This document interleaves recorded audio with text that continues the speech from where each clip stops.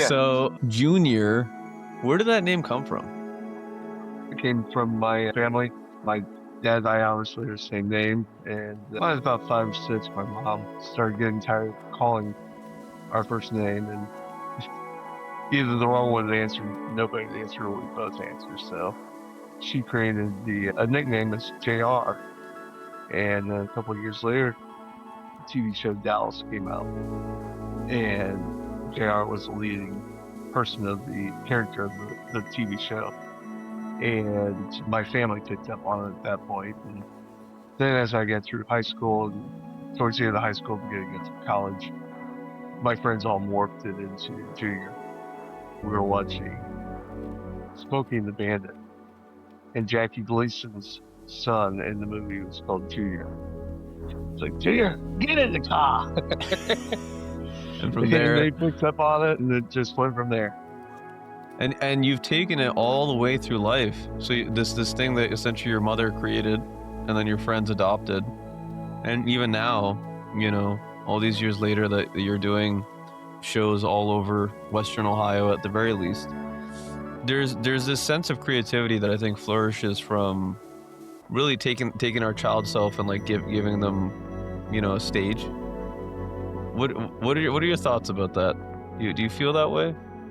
Well, it's like that old saying, I don't want to grow up. I think everything you do is based upon stepping stones from the beginning to the end, basically. So Do I you agree. and when did you pick up guitar? Was that your first instrument? It wasn't my first trained instrument. My first trained instrument was a trumpet in fourth grade or fifth grade, beginning of band. And about the same time, then I started getting guitar lessons as well. So, but I always had a appreciation for music from the time I was a little kid. So, Is it because you were hearing it around the house, or did you just pick it up and you're like, oh, mom, dad, like, can I buy this thing, and can I get this cassette or? I really couldn't pinpoint where it was. My mother's mother, my grandmother, she was a very well trained pianist. She had a real deep appreciation of classical music. And I can remember, being at her house as a toddler, early years, listening to the music with her and sitting at the piano while she was playing, and then me banging around on the piano and things like that. And I would say probably just family influences probably brought light to interest in music altogether. Are you aware that a lot of people attribute our tendencies toward genetics, or the Yeah. kind of the lineage that we've formed over time? How do you feel that creativity flows in lineage? Well, as far as that specific talent, it skipped a generation definitely. But I have uncles and on both sides of the family, cousins and grandparents that all had some sort of musical influence. So I imagine it's probably a very worthy discussion, Yeah. And philosophy. did you have a chance to like play with them growing up, or? Not really per se. It was my parents got divorced when I was turning about 11 years old through 12, and then they went total different directions. One went to Chicago, one went to Connecticut, and I went with my father to Connecticut. So we were kind of out on an island just after I started getting really involved with wanting to be in music and playing music and take that direction of life. So I didn't really have a big opportunity to be around within my family that wasn't a genetic influence and such. Yeah, maybe a ninth or 10th grader. My aunt had this shed, and one of my dad's 7 sisters had this shed in the backyard where she would just have these canvases, and she had all this paint and stuff, and she gave me this massive canvas that probably cost like 70-80 bucks or something. And she was like, here, just go at it and just enjoy. And I ended up creating something pretty cool. It's hanging up there, and just giving you that permission sometimes is all it takes to bring it out. I mean, after that, I was collecting pieces of wood in my basement and just painting stuff, and so what is it about music that do you do other forms of art, or is it predominantly music? It's pretty much music. I'm a horrible artist. I'm like stick figure, like caveman kind of art. Well, So, there's uh, different types of art, and yeah. I mean, with your years of experience, I wouldn't put terrible to it. Well, how do you define artist? What does that mean to you? Well, as far as I mean, anything that you can express in other ways than just communication verbally is a form of art. And even truly, yeah, verbally is a form of art as well. If you can, Well, the reason that I wanted to have this podcast with you specifically is because I don't know if you felt this in life. Often the coolest people, the people that are the most if you fall on that binary scale of charming or tedious, often the most charming people tend to be my favorite musicians. People that I've jammed with, there's a communication to your point that art really tries to embody, right? Trying to communicate a feeling or a message or a place to belong or something, right?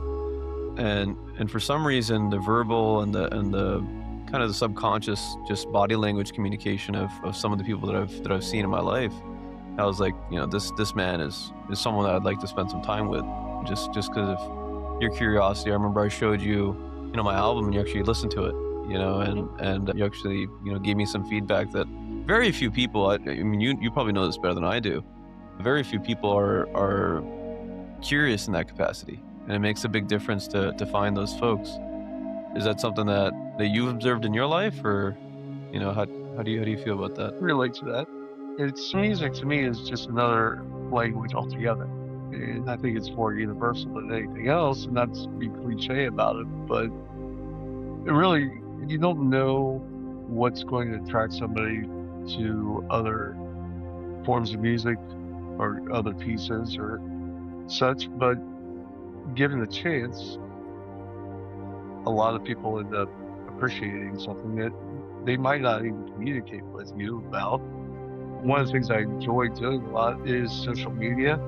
I don't put a lot of my songs out, but I put a lot of self promotions and things like that out there. And the analytics from the social media pages that you can belong to, the apps, give you kind of an in-depth idea of what you're touching with other people.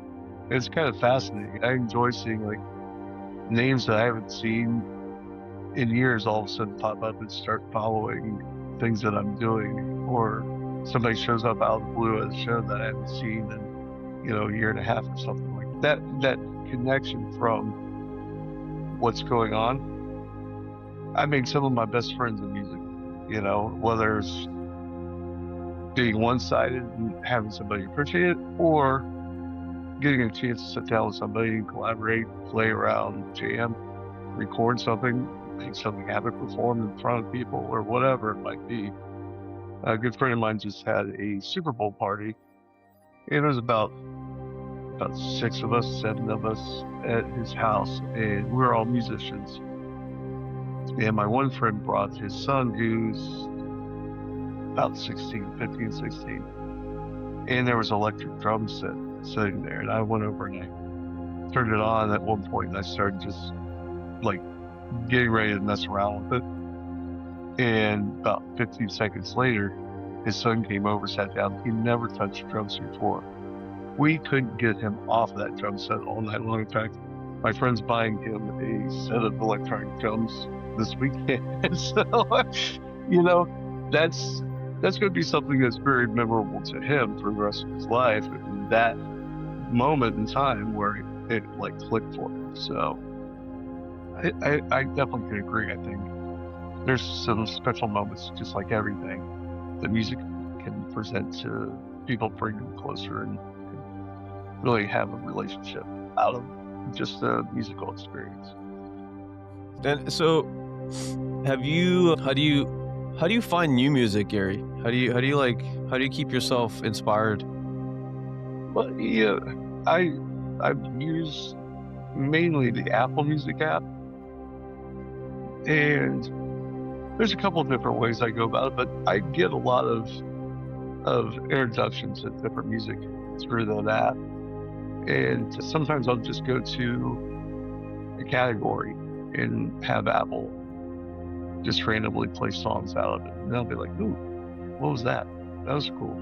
I like that. Something caught your ear, right? Yep. And then I'll go down a rabbit hole with it. I'll figure out everything about it. Because, when I was a kid, you used to buy LPs and you'd get the LP and you put it on the record player. While it was playing, you'd sit there and you'd read the liner notes. You'd get the pictures. You'd see what's going on with them. And you really were a lot more connected to the artist, I think, back in the 70s and 80s, as opposed to today's day where, even the 80s, you had videos, MTV and stuff like that really portrayed like who the musicians were and what was going on. But today it's all digital, and you drive in the road in your car, and you'll never see who the band is except for a little blurb on your radio, or working out at the gym or whatever you might be.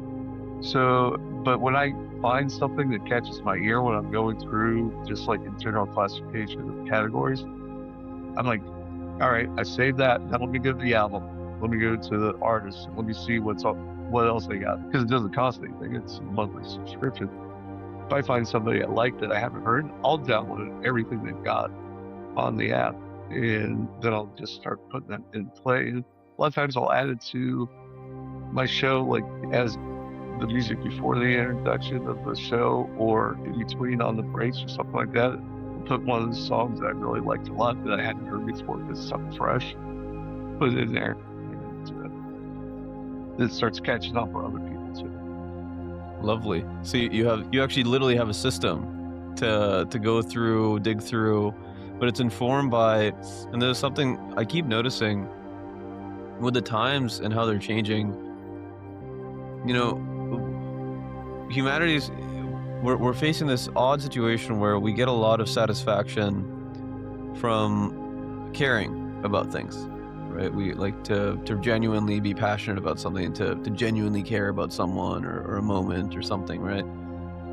And with the advent of all this easily accessible information and to your point, not having to necessarily understand where someone is coming from to appreciate what they've created.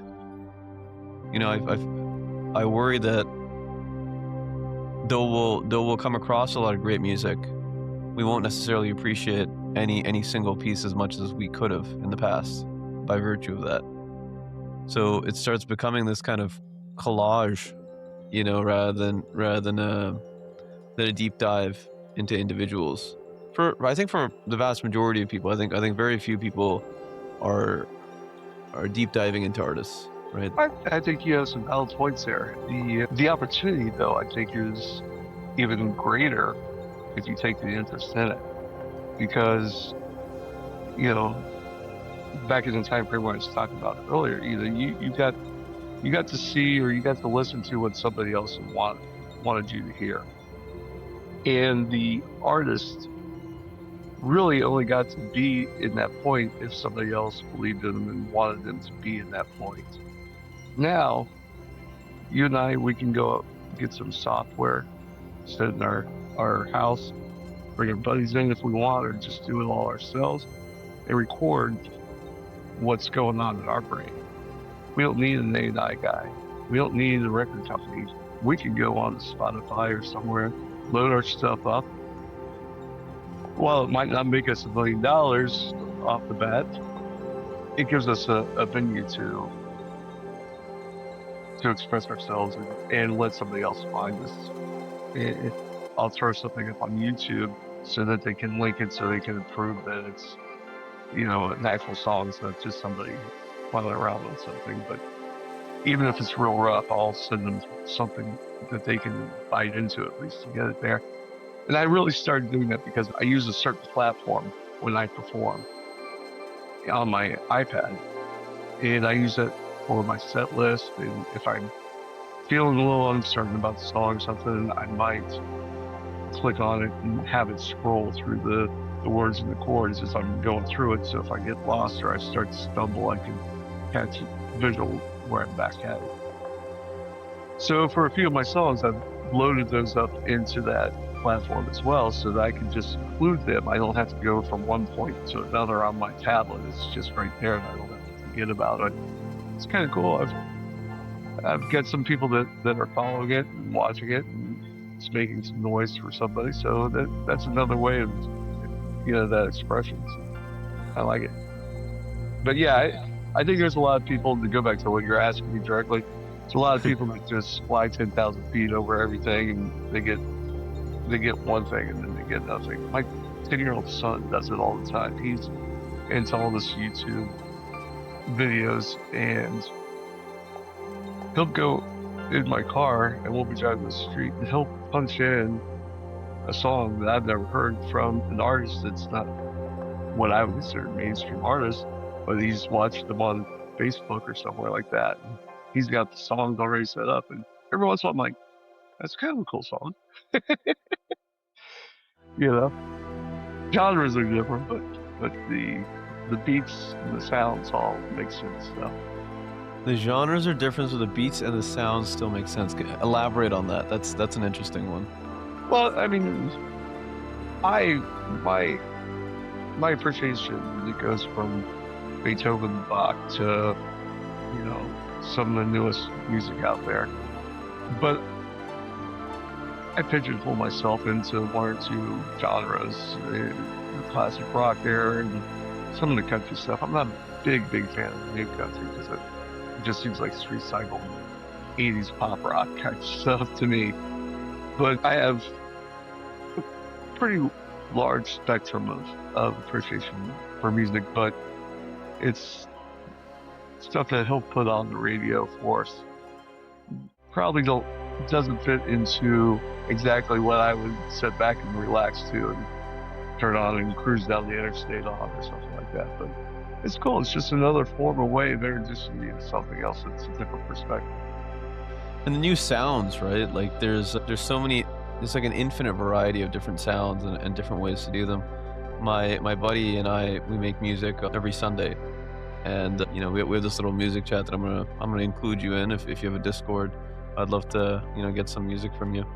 We just posted 2 songs by JoJo, this 13-year-old, when she released her first album, and we were listening to Crimson and Clover, and they use this effect where it kind of goes in and out on the side. Mm-hmm. And we found that same effect in this 13 album, and it's just always interesting for me to see these different effects and used it in these different environments, but they still kind of hit that same depth. Like the artist saw this effect and they're like, yeah, this is a good feeling, but this is the feeling I want to throw into this song. And for some reason they have camaraderie because of that effect. They have this thing that transcends time and perhaps similar influences and things. So sounds to me are very interesting. I'm always looking for new sounds, especially as a drummer. How do you balance between finding new things and kind of juicing the thing that and making it new? Well, I mean, I'm always receptive to new ideas. And sometimes you play something so much that you're like looking just for another way to do something again, over to make it new, make it fresh. And there's songs that I've played for years, and then all of a sudden one day I think I'm going to change up the beat to this. I'm going to change the strumming pattern. I think you hear a lot of people do that, that you get all these recuts of songs that were written 30, 40 years ago. The words are the same, or the concept is the same, but instruments are different, something else is going on. Sometimes it's just expanding your horizon that way, I guess. It's interesting you brought up the instrumentation. Even just thinking about sounds and noises, right? Playing a song that has a lead piano to be played on a guitar or another instrument, completely changes the song. The soul of the song is so dependent on the sound. It's a completely different iteration of it through a different instrument. Totally agree. So that's always fun for me to realize, like, okay, I listen to a track from anyone, this is especially vibes with me, and I'm like, wow, like they chose every single one of these you know, these musicians came together and they hit these notes, you know, a specific way, and there's a specific pocket in here, and you know, if someone tried to cover this, if they didn't have this instrument, it would be a different song. It wouldn't have that, or this little part in it, you know, this little oomph, you know, especially the highly produced stuff, like through like Kendrick Lamar or any of these artists that have access to like, you know, international sounds, essentially. Mhm. It's just always interesting to realize how deep that stuff can go, you know, and the production and all these layers that are added onto it. Have you had a chance to look at Creative Act by Rick Rubin? I have not. It's a highly recommend it. It's a cool book. Yeah. Rick's created some pretty substantial music for humanity. I think he's topped the charts in the world many times over, and it's always interesting to get the perspective of someone like yourself. And it's a beautiful way to live life. It couldn't be hard, and that's part of that is what I wanted to ask you too. Like, obviously, I'm a dentist, right? Mhm. I've chosen a trade that's the average immigrant would be like, yeah, that's good job. You know, you're gonna go make some money and, you know, hopefully buy a house or something and do something. What what are some of the things that you would recommend to, you know, someone starting off in music these days? You know, what are things that work and what are things that don't work so well? Well, I think from generations, it's the the biggest thing I'd say is be true to yourself and follow your desire. You know, that's nothing's going to be given to you if you don't go out and work for it yourself, kind of thing. And there's so many avenues that I don't even know, but you know, the drive is what gets you there. It's it doesn't happen by accident. You know, if you want to be a dentist, you had to go to school, you had to put your time in, you had to put your effort into it. That's what made you a dentist. Was your drive, your decision to make that happen and follow through on it. Same way with, you know, anything. If you're going to be successful, whatever you want to do, and everybody has a different perspective of success. But if you want to do that, embrace yourself. As far as musicians go, if you find an outlet of collective musicians doing what you want to do as a musician, go be a part of that collectiveness. I run several open mics, and not because I all of a sudden I said, this is what I want to do. But I had a friend who owned a bar, and he approached me about starting one for him. I'm like, yeah, I could do that. And I ran before in previous lives as a couple times as a bar owner myself. I was on that side of the line. So when I started doing it, I called on some of my friends that were already good musicians, already advanced doing things. And I said, hey, can you come out to the open mic and start, you know, hanging out with me, you know, a couple times while I get it going? And it did. And it led to new faces and new experiences. And a lot of those people that I've met over the last, I think we're in our fourth year of me running multiple open mics. I've seen a lot of people that have developed. I always encourage somebody, no matter where their talent level lies when they walk in the door the first time, as long as they have the feeling of belonging and they have a feeling of encouragement, if that's where they want to go with something, it's my friendship to help them inspire themselves. You know, and I say friendship because I'm not there making money off of it, but I am somebody who, if they took the time to learn how to play the guitar or the keyboard or whatever it is, and they're getting their sea legs sitting in front of other people trying to express themselves with that, God bless them. That's over 75% of the battle. They're just needing to polish whatever they got. They may get to the point where they're like, well, this isn't really for me, and that's their decision. But I've seen a lot of people bloom. I help them get gear there or something. They can borrow my equipment. I got plenty of it for them to borrow. And all of a sudden, they're making money doing what they wanted to do in the first place. And I think that's great. And I encourage anybody, if you want to be something, go out and be that something. Gary, tell me about how much time does it take for an open mic to accumulate the traction that it can kind of run itself? Like walk me through what that looks like. Well, it really depends on the venue, how much they're going to invest in their own part of that, because it's a two-way street. You need ownership, and you need the musicians both to be a part of it. So I would say if you're starting an open mic from scratch, my typical rule of thumb is about 4 months every week. So 16 weeks, something like that, to really start getting a little traction where people are really knowing what's going on. But it takes marketing, it takes, networking, it takes a lot of patience, and a lot of socializing with the patrons there as well, because while the patrons that are coming in already may not be musicians, one or two of them may be, and they might go, yeah, I'll get up there to play. And then somebody else might be like, well, my son plays, but he's never played in front of anybody. Can we bring him in? Yes. And bring your aunt and uncles and cousins and his brothers and sisters and everybody else in too.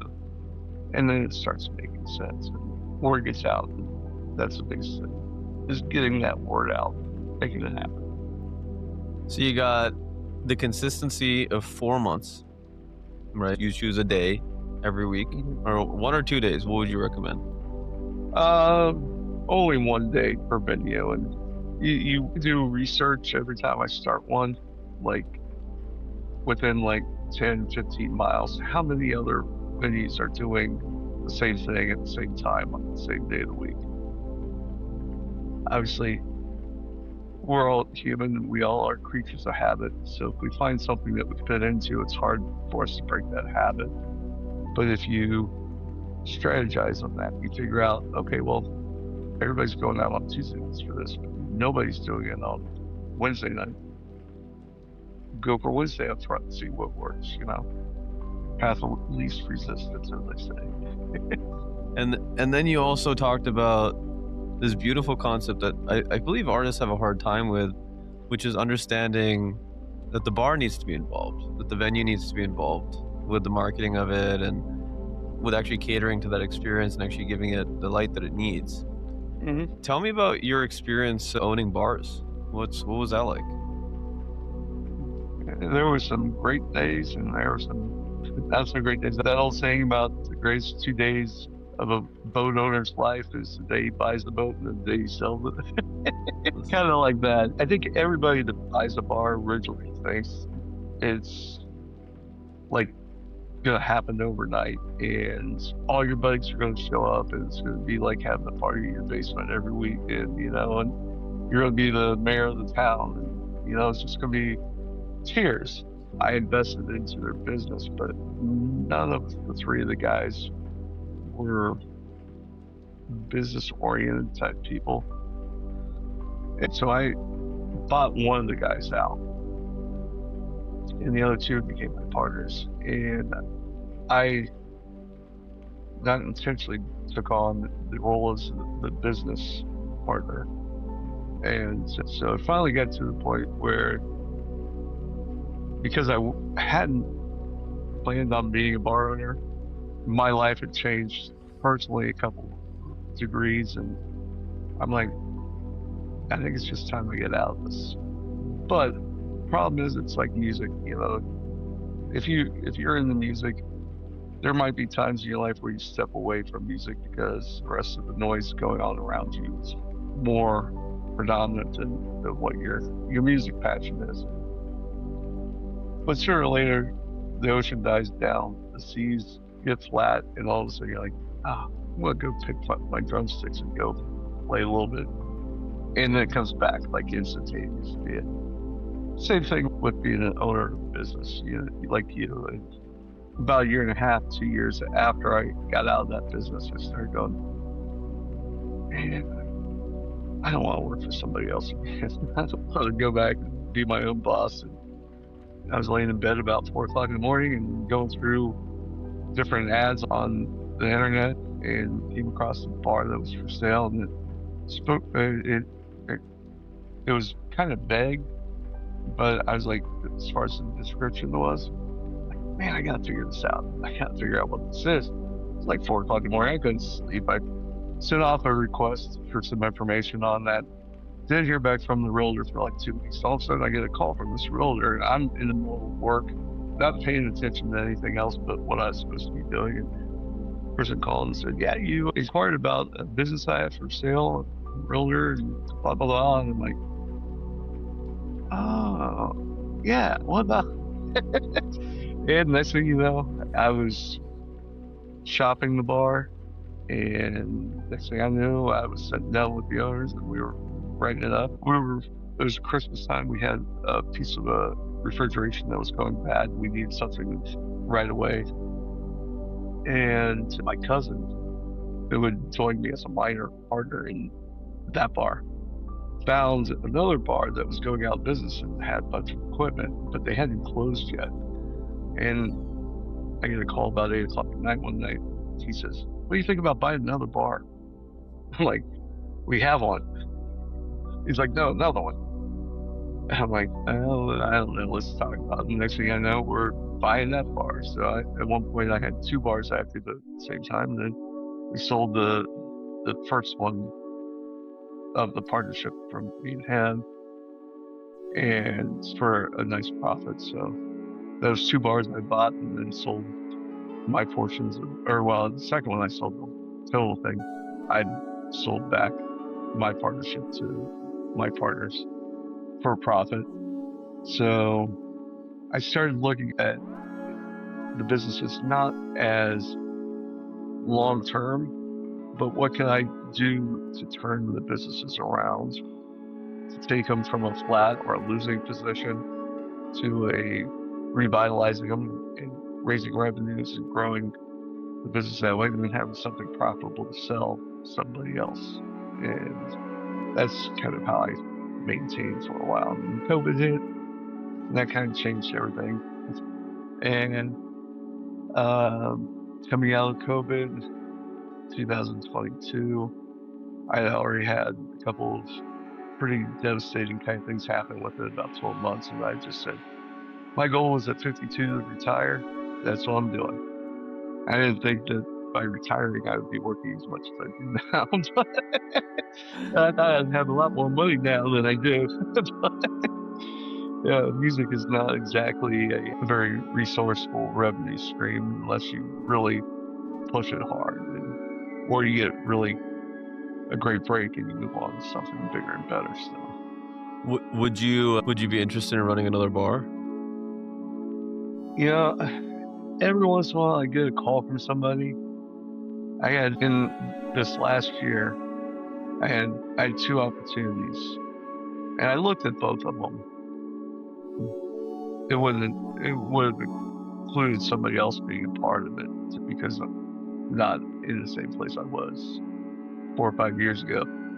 But I look at it and I get excited, and I'm like, "Oh, this would be great to get to it." And then like buyer's remorse sets in before I even put my pen on the paper. I'm like,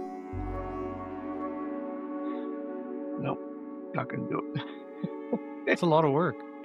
Well, it is. It is a lot of hours. I mean, it's a lot of dedication, and there's a lot of things that go on running this type of business. But more so than anything, the economy has changed and people's behaviors have changed, and that influences the bar business more than anything. Prior to COVID, music really didn't start in bars and venues until 9:30, 10 o'clock at night. Went to 1 o'clock in the morning or 2 o'clock in the morning. Now you're hard pressed to even find a venue that's open until 2 o'clock in the morning. Most of them close by midnight. They want you to start at 7 o'clock you know, 10 o'clock or something like that. But it affects the audience as well, the patrons that come out. There was a reason why music didn't start until 10 o'clock at night back then, because that's when people got done with all their day stuff, their family stuff, their evening responsibilities, got off work if they were in the service industry or something of that nature, and they got free. And then by 10 o'clock, they've had a chance to relax a little bit, and they're ready to go out and mingle and have a good time type thing. Now you've got to push back to, you know, right after they get off work, or, you know, right after, you know, the rest of their life turned off for a second. You know, they're just getting started when the venues are pretty much closing down at that point. So I don't know if it's good, bad, or indifferent. It's just harder for venues to make money where they used to make a lot of money in a short amount of time. They're raising rates and trying to pay for, you know, how it is with employment costs and so forth like that has gone through the roof. You know, the profit margins are down, and it's a little bit more than just turning the lights on and saying, "Come on in," and get it started. You know, so Makes a lot of sense. I mean, I think. Do you think people are working more than they ever did? I think there's a certain part of the population that has found alternate routes of income in ways that weren't available 4 or 5 years ago. You know, there's a lot of things you can do from your home, never even have to leave, go face the world and make some sort of money, whether it's, you know, more sophisticated like day trading and those type of things, or it's, you know, service industry type of call center jobs and things like that, sitting at their house. And God bless them. If you don't have to get out in the car and go somewhere else and you can make as much money as you need to live, then go for it. It's a lot different than sitting at a desk and waiting for your boss to come by and tell you either doing a great job or a crummy job, you know? So I think perspective is different than reality in that regards. I think there's a lot of different perspectives as to how somebody's working, but people are still paying the bills, so I guess they're doing their job somehow. They're doing something out here. Yeah. Super interesting to have that background in business, and especially to be specifically the person in the group that's able to turn around that business. How important is marketing for musicians and for artists these days? Well, I think it's number one priority, to be honest with you. You can't, if there's so many different aspects and ways to capture attention of the general public. If you're not out there putting it out there, somehow, some way, in front of their face, day in and day out, it's just going to run by you. And somebody else will pick it up and do it, and then you'll go, well, what happened? You know? And just like you guys have great advertising for your business. You know, that's how I found you guys, actually, was through radio advertising. You know, and I think that's a customer of yours in any way. You have to let them know you're out there. You have to give them a reason to contact you, and you have to be able to accommodate what's going on in the marketplace, not just from your doorstep inward, but what's going on the doorstep outward too. It doesn't matter if you cut grass if you're 14 years old, or if you're in a dentist or a gamble business, you know, large corporation doing something that in that respect. Everything is so generated by social media and multimedia altogether right now. You have to say it so many times to somebody before they even catch the attention. And it used to be more word of mouth was the way that you became really successful. But now it's all that 3 second. I mean, I'll put like a minute type of section of music out or a reel or something like that. And Facebook will tell me that my average time is like 12 seconds. So that tells me I don't really need that much information going out. I just need to get more short bursts of information going out to get it there. So Get 12 seconds worth of information going out. isn't that, I mean, that's amazing. And people make their whole decisions in life based off 10 to 15 seconds worth of something. It's insane. Yeah, it's insane. The job of marketers now is to capture the best 12 seconds of, an hour performance, the best. And it's unfortunate. People really just don't have the patience, that they used to have. And it's fortunate because, hell, you might not be the one that has to go do it, right? You could get some sort of AI software to go and chop up the best 12 seconds for you and save you a bunch of time, You don't even have to give the AI the information. They'll create it for you. Right. And so, and it might be more effective at the end of the day. Instead of posting once, you post 3 times, and you post, 3 12-second clips, and now you're catching triple the people, right? Yep. So it's a lot of my. It's funny that you mentioned the radio ad, because I didn't think it was particularly effective. I just don't believe that a lot of people listen to the radio anymore. And now, 2 months after I stopped running those, someone that I'm doing a podcast with is like, that's I found out about your business. And but you got to figure out the cost of it, right? You got to figure out if it's time, or if you're going to boost it with something, or and I assume that you're paying attention to the analytics because you've had to, right? You've had to analyze your business, for instance. You have to analyze revenues, and selling a business isn't all that easy either, right? There's a lot of numbers and stuff that go into it. So it's this beautiful skill set to have. It's kind of a necessary one at any time, at any given point in life. Do you think it's worth for younger folks to force themselves to get the skill set as early as possible, or what do you think? I'm a big fan of education, but education, I think, comes in multiple directions. You have to open your eyes to the world, basically. It's the way I look at it. You gotta be willing to take a little bit of a leap of faith on things based off of what you've collected. And not every time works out the way you expect it to, but if you didn't try it, you wouldn't got there anyways. You already beat the curve by going to that. But as far as education goes, you do need a good education in order to, in the area that you're looking at, and to be around a well-rounded person, you have to expose yourself to a learning environment that gives you the ability to analyze what you're doing every day of your life. Because life's hard. It's not easy by any means. And if you don't have a roadmap to get you at least around the corner, it's going to make it that much tougher for you. And I said, all right, I'm going to reboot, and this is where I'm going, what I'm going to do. And it's a hard lesson to learn, but you don't forget it.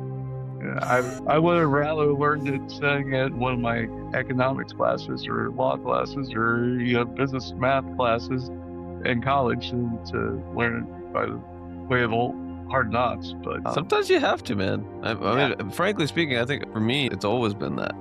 Like, I do these podcasts quite a bit, and I get to talk to some interesting characters like yourself.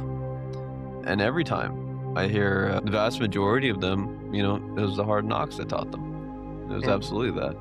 There's a select few that had the wisdom to just go and find the mentors up front, and to go and ask the questions, and to show up and up front, and they avoided a lot of bullets, and they also got a lot further faster. Have there been mentors in your life? Yeah, absolutely. My dad was a great mentor for me, as a matter of fact. By the time he retired, he was a vice president of a Fortune 500 company right in Houston, Texas. So he did some pretty cool things over time, and He'd owned real estate companies. He'd worked for some pretty decent name corporations over time. He was a real good person to follow in footsteps, but at the same time, direction-wise, it was a little bit different. I spent a lot of time trying to be a shadow for him, as I was growing up, meet his expectations when I probably would have been a little bit further down the road if I was stuck to what I really wanted to do up front kind of thing. But I had to learn that way too. I have older kids as well as a younger child. And as they were graduating from high school, I tried to impose some of my wisdom from the short time on this ball that I have with them. And I told each of them the same story. I said, when I was your age, they were 18-ish, graduating from high school, I said, I wanted to change the world. By the time I was like 23, 24, I had a good paying job. I was making more money than a lot of my friends coming out of college. By the time I got to about 30, I had a really good job and I was doing well, and you guys were coming around, and I thought I pretty much had started. I was making it. I was changing the world in my own way, in my own manner. And I said, then I got to about 35, 36, and I started realizing I wasn't quite as smart as I thought I was. And I said, by the time I got to about 40 or 41, 42, somewhere there, I realized I was about the dumbest guy I'd ever met in my life. And I said, every day I look for a new way to learn something. And I said, if you could beat me to that point where you realize that it's important to learn something every day of your life before you get to your 40s to figure that out, you're going to be so far ahead of me, and that's the guy's honest truth. You can't stop learning. You can't start thinking that you're smarter than everybody else because somebody's going to be smarter than you. And you can learn something from somebody else. And whether they're smarter than you or they just went through something you didn't have to go through, there's something to be learned. And so that's kind of my life story that I tell to along the kids in that manner. So you're playing how many gigs a week currently? Well, I have 3 open mics, which I try not to play at. I feel that it's more important for whoever comes out to get the time to play than for me to be playing my own stuff that, I'm getting paid to be there. They're not. If they're coming out on their own, I want them to feel like the stage is theirs kind of situation. So, but then that's like the first half of the week. And then Thursday, Friday, Saturday are my nights that I book to go play places. Depending on my workload, what's going on mentally and physically with me, I might do 1 show a week, or I might do 3 shows a week where I'm doing the whole thing. Last year, I had a friend of mine that couldn't be at one, and they introduced me to the agent. And so now about once every 4 or 5 weeks, I have a daytime retirement center gig that I do, which is, to be honest with you, it's really fun because it's a bunch of people that really are happy to see somebody come in and somebody different to talk to, and it's just a nice, inviting type of environment. And it's a short thing, so like last Friday I had a daytime gig and I had a night gig as well. So that week I was busy theoretically every day, but then this week I've got today and tomorrow off, so that makes it a lot easier for me. Yeah, for sure. And these gigs obviously aren't right next to each other, right? So you got to travel, you got to pack up, and that's the thing. Like a lot of my audience is, young kind of entrepreneurial type folks. Bring all this stuff up to the 4th floor and set up for lunchtime, in between patients, and then go and play the show, and then break everything down, put it into my car, and move it all the way back home, and then walk over and get to my patient.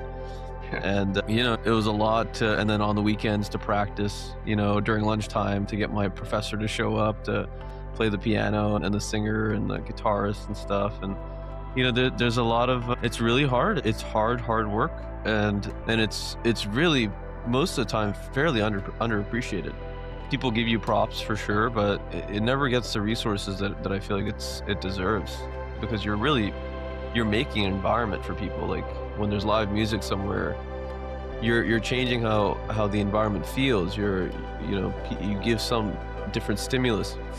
And I don't think businesses, and I don't think a lot of society understands how useful that is, how necessary that is, to bring people together and to also make us feel like kind of like there's more to life than just working all the time and making money and making kids and doing the white picket fence and all that stuff. Like we're looking for novelty, right? And so, a part of what I wanted to do, Gary, is actually support the musicians community as a dentist, because I know it's really hard to find care, and I know musicians don't make the most money, and I know that living with pain makes it very hard to be creative and to advertise and to think about things, and even aesthetically, right? So I would like your help with that, and I'd like to establish that more so. I have events and stuff coming out with a nonprofit, fundraisers and charity events and stuff, and it'd be a great time to have some musicians come out, and as compensation, I would love to do their dental treatment for them. With all the help you've given me, I'd be glad to do it just to be a part of it. Let's get something together, and I want to be known as one of the dentists that also supports that creative community, of artists in general, because it's something that's so important to me. It should be together.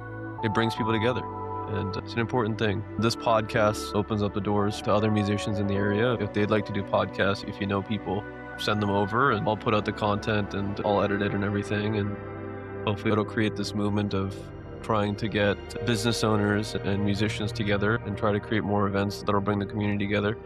I think there's just going to be more revenue generated too, right? And both sides are going to benefit. It's something we should be working together on, I think. Be glad to. Be my honor. So you've given some great wisdom, and thank you for spending the time, honestly, on this Friday evening. It's, I'm 29, so I'm right where you were at, where you're at the peak of, and you're doing work all the time, and the family and stuff, and it's just an interesting part of life. It's like, you get really, really busy doing a lot of the stuff that everyone around you tells you to do, and I've essentially created this outlet as a way to consistently get that, what you were talking about, to learn more, and to also share that wisdom with other people, so that if someone's looking for that inspiration, things to learn from, it's important. That's why I asked you about the bar scene, because I know a lot of musicians would love to open bars and love to open venues to go and do stuff, and we don't have a chance to get to talk about that stuff to people, right? We don't get that education necessarily. Like, for instance, at a bar, right? What's your greatest expense? What would you say is the thing that costs the most? Depending on the size of the facility, with your inventory, can be really expensive depending on what type of venue you've set up. Profit on food is less than on alcohol. Alcohol is probably the highest percentage, as long as you manage it well. What do you mean by that? Yeah. That is important. Your bartenders and servers have a very unique way, multiple different ways of making that inventory change from day to day. And as an owner, you have to have some trust and belief in the people you hire, but you also are going to be the one that's being shamed if you're not paying attention to what's going on hour to hour, day to day. So losses in that business are fairly common, and a lot of owners are their own worst enemy as well. Right? They come in, they're like Sam Malone and Cheers again, because that everybody wants to be. I said this phrase earlier. I said something about being the mayor of the town, but literally everybody that goes into an establishment on a regular basis, when they get talking to somebody else outside of that establishment, you as a bar owner are their best friends. Hey, you know that guy that owns the corner down there? Yeah, we're good friends, man. You should come out. And you walk in middle of the evening to do what you need to do, and it's like a procession line, people talking to you and go down. But it's part of the job of being in the hospitality business is to be, friends with everybody and talk with them. But some owners lose perspective, and I'm not saying that I never did, because certainly I found most of my things out the hard way. That you can't make a profit if you don't collect money when you give somebody something. You know, you can Yeah, only be handing out a well, drink, you better charge. you can It's only be it's the such a highest good partner. profit thing. But it's a combination of payroll and the facility maintenance, and as well as ownership of it or rents, whatever it might be, and then inventory control. Yeah. And I literally had one bartender. She was working at two of my bars at the same time. She worked at one on a Friday night, one on a Saturday night, the other one on a Saturday night. Collectively, my inventory dropped by over $1,000 at those two places for those 2 days. And then she wanted to look at me and think I was a bad guy when I told her that this can't go on. It's not Yeah. a right fit. You can go do this somewhere else, but not in my backyard. I got to pay everybody else. Now, now you're jeopardizing me being able to do what I need to do, or make sure we have inventory for the customers coming in. That's not a cool thing. And Right. it's I mean not one. that's still a pretty nice way of saying it, right? That's still Well, like that's still a pretty nice way of saying it. And there's a lot of management things that I'm sure you've learned over the years, especially with people that are bartenders. I mean, like a lot of these bartenders, they were fucking around for a lot of years, and they're still fucking around. every time I go into a place and I hear the bartender say, "Yeah, let me buy you a drink," I'm like, "You're not buying the drink. The owner is buying the drink." Very rarely. I shouldn't say that about everybody, because there are really some great friends that are bartenders, and I know if they say that, they'll turn around and take money out of their tip jar and put it in the register. The temptations are easier to accept than not. And that's why I say, the bar owner, you got to be there. You can't just put it on autopilot at the end of the day. You gotta Not gonna have any money. you gotta have somebody that's not behind the bar managing. Because you put somebody behind the bar that's managing, that person is going to be in the same boat as the other bartenders. It's got to be somebody that's got multiple responsibilities and they're watching everything, not just there to be a friend to the next customer that sits on the stool. Gary, I've done my fair share of hiring. I'm sure you've seen it. And my goodness, is it a difficult thing, boss? It is so difficult. And depending on the area that you're in, my goodness, it's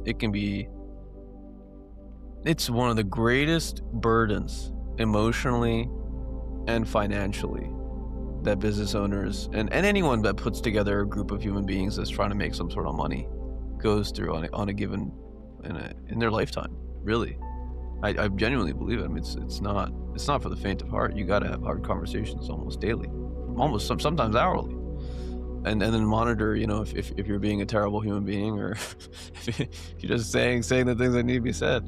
And it's something that I mentor high school students and college students, and obviously my staff and stuff, and I tell them all the time, I'm like, if you can figure out leadership, you can figure out management, you are light years ahead of most other people. I mean, it is one of the hardest skills to nail down in life. What do you think about that? I mean, I've been in your chair a number of times since we got to know each other. And so you have conversations with a lot of people while I'm there. And a few times you've had some tougher conversations with a couple of your employees. You've handled it very respectfully. You've given them good direction of where to go. It's like, how can we do this better? I want you to think about what this is going on. You're a great teacher in that regards. I respect that a lot from you. I honestly take that as a compliment from somebody who has had the opportunity to make the mistakes in the past. So you do a great job at that. And I'll tell you just a reflective story real quick.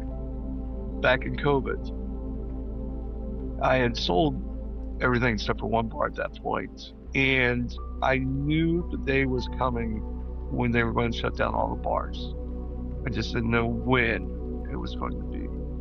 So at the beginning of that year, I had the opportunity to make a leap of faith on that. I switched my bar pub type of tavern out to strictly a restaurant situation because I knew they were not going to close, the state of Ohio wasn't going to close the restaurants, but I knew if I was a bar even with food, I was going to be shut down because I fell in that category.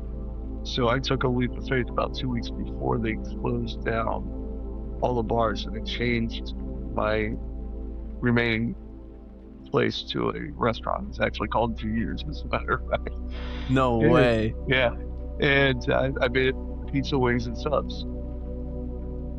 And everybody looked at me like I was like the most retarded person in the world. No offense, I apologize. So he's No, not at all.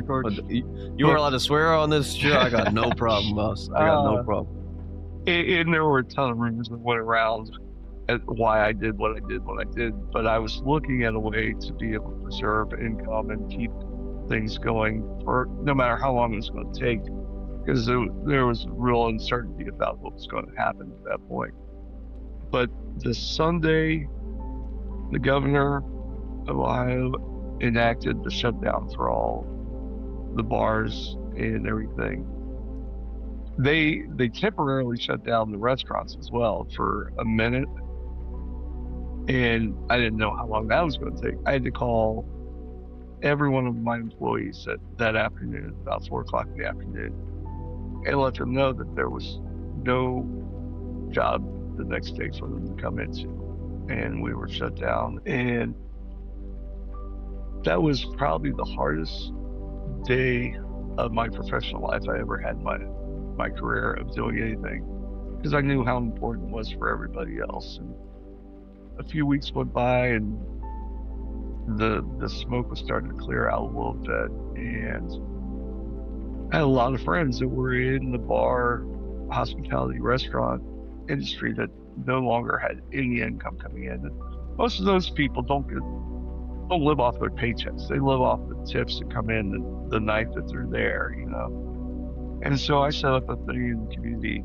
here in the Kettering area where I said, anybody who is suffering right now, who needs to feed themselves or their family from 5 to 7 or whatever it was not the whole day, but it was a certain amount of time. Come in. You don't have to show me anything. You don't have to tell me anything. But if you want a pizza, I got a medium, or whatever it was, medium or large pizza, whatever it was, large pizza, because we only had small, large. So large pizza, free of charge on the house. And I started doing that for my friends and people that I knew were hurting in that industry. But I had, like hairdressers coming in because they couldn't work. I had, a number of different people in the community that were in the same boat as everybody else. And then a fascinating thing, because at that point, I was working by myself, because you lost all your employees. Yeah. I lost my employees and I lost my revenue. I mean, I went from 100% of revenue to like 10% of revenue if I was lucky, and I still had rent and everything else going on at that point. And so the first few weeks I was working 10, 12 hours a day myself. And then when I was off, I was running to get more food from the vendors if they couldn't, because a lot of the vendors, suppliers that I was buying from, they were in the same shape I was. The supplies were hard to come by. So I spent a lot of time working for a good part of a year, but other people in the community started seeing my advertising to let people know what I was doing. And randomly, somebody would come in and pick up a couple of pieces and throw a $50 bill on the table and say, put that towards the food that you're buying for everybody else. At first I was like, wow, okay, thank you. But then I'm like, that's ridiculous. I'm able to keep my lights on. I'm able to keep everything on. So it only took me a couple hours or maybe a day to figure out what I was going to do next.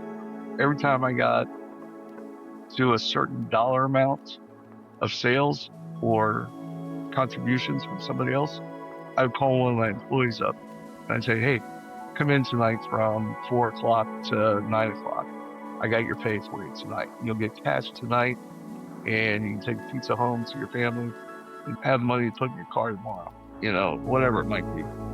So that kind of built into the community of a sense. And as we came out of it, it was a good position to be in at that point. But like I said, I had a couple of personal things that happened at that time, and I was just between working 18 hours a day, I was like, I need something else.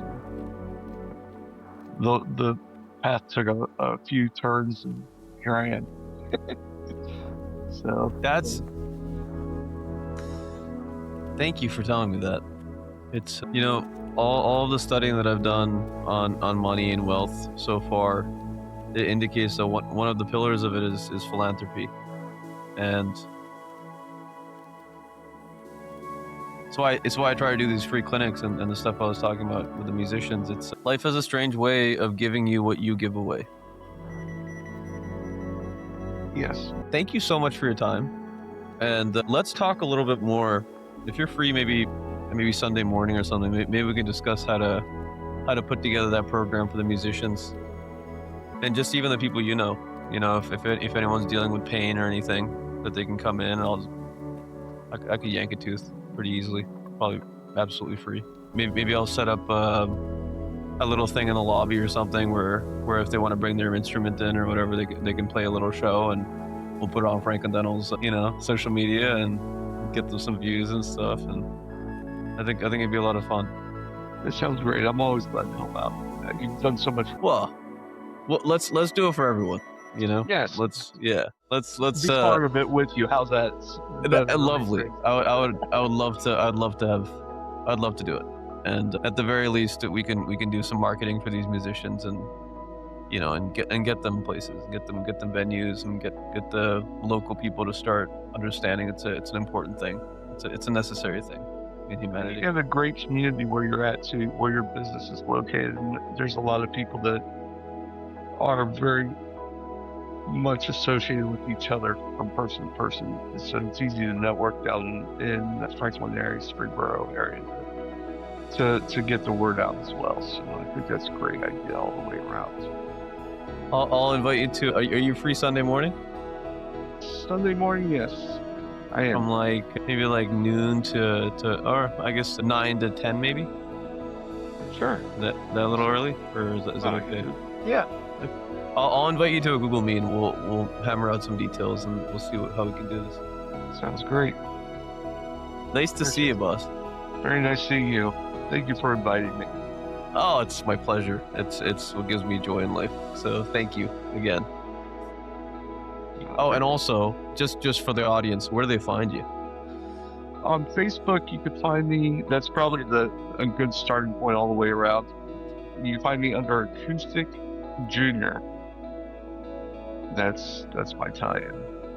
Yes. Facebook Acoustic Junior. And where are you playing gigs predominantly, sir? Like what part of the country? In case someone finds you from Florida or something. Southwestern Ohio is predominantly where I'm at. We're from north side of Dayton to Cincinnati. I was just gonna say if they're gonna hire me, I'll go play. Well, there you have it. If I had that damn Alamo built, I'd have hired you a long time ago. So the funny part is the editor, the owner of ZDT Entertainment Studios, who does the editing for Turabify, he loves music.